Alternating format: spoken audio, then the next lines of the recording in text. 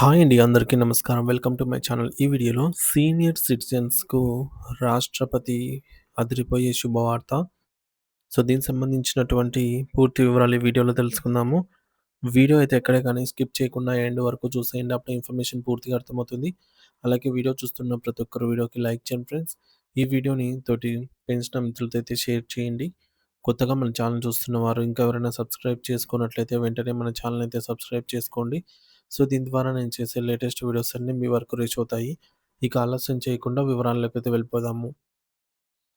Friends, ఇక విషయానికొచ్చినట్లయితే భారతదేశ గౌరవనీయ రాష్ట్రపతి గారు దేశవ్యాప్తంగా ఉన్న కోట్లాది మంది సీనియర్ సిటిజన్స్ మరియు విశ్రాంత ఉద్యోగుల కోసం ఒక అద్భుతమైన మరియు మనసుకు హత్తుకునే శుభవార్తను అధికారికంగా ప్రకటించారు. ఈ ప్రకటన ముఖ్యంగా తమ జీవితాంతం దేశ సేవలో లేదా కుటుంబ పోషణలో కష్టపడి ఇప్పుడు విశ్రాంతి తీసుకుంటున్న వృద్ధులకు ఒక గొప్ప వరంలా మారనుంది. వృద్ధాప్యంలో ఎదురయ్యే ప్రధాన సమస్యలైన ఆర్థిక ఇబ్బందులు మరియు ఆరోగ్య సమస్యల నుండి వారికి శాశ్వత విముక్తి కలగటమే లక్ష్యంగా రాష్ట్రపతి గారు ఈ కీలక నిర్ణయాలను వెల్లడించారు. భవిష్యత్తులో పెన్షనర్లు ఎవరిపైన ఆధారపడకుండా తమ ఖర్చుల గురించి ఆందోళన చెందకుండా గౌరవప్రదంగా జీవించేలాగా ప్రభుత్వం ఈ చర్యలు చేపట్టింది. ఈ నిర్ణయాలన్నీ తక్షణమే అమల్లోకి వస్తున్నాయని, దీనివల్ల వృద్ధుల జీవన ప్రమాణాలు మెరుగుపడతాయని రాష్ట్రపతి ఆశాభావం వ్యక్తం చేశారు.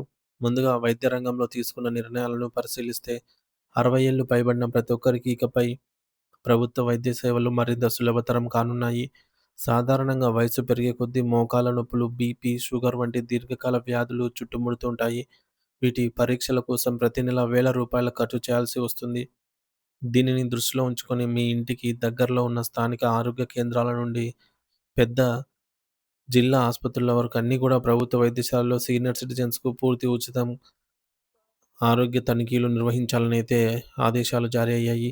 అంటే మీరు ఎటువంటి ఫీజు చెల్లించకుండానే రక్త పరీక్షలు, స్కానింగ్‌లు మరియు ఇతర వైద్య పరీక్షలను చేయించుకోవచ్చు.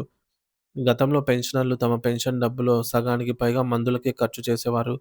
కానీ ఇప్పుడు ఆ భారాన్ని ప్రభుత్వం తన భుజాన వేసుకుంది. బ్యాంకింగ్ సేవల విషయంలో కూడా సీనియర్ సిటిజన్లకు అగ్రతాంబూలం దక్కనుంది.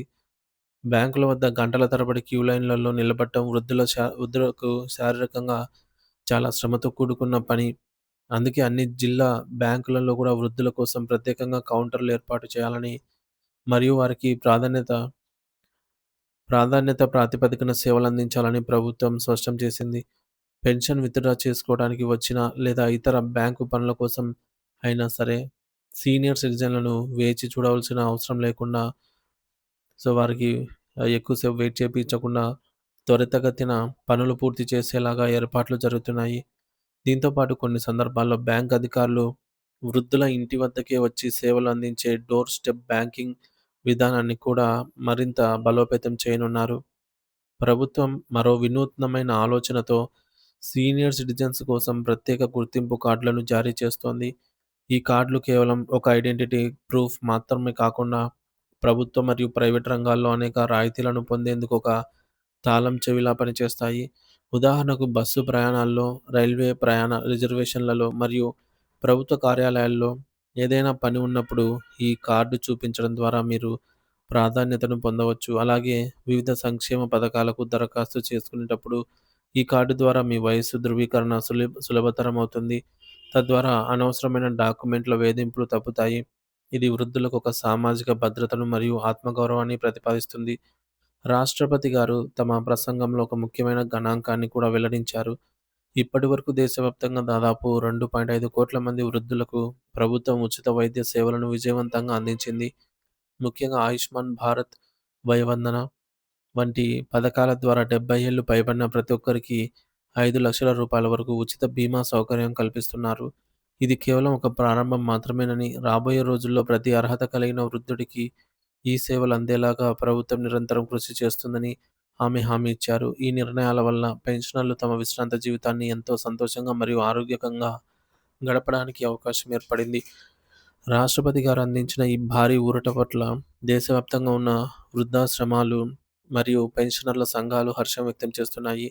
చట్టపరంగా మరియు సామాజికంగా వృద్ధులకు అండగా ఉండటమే ఒక నాగరిక సమాజం యొక్క లక్షణమని ఈ నిర్ణయాలు నిరూపిస్తూ ఉన్నాయి.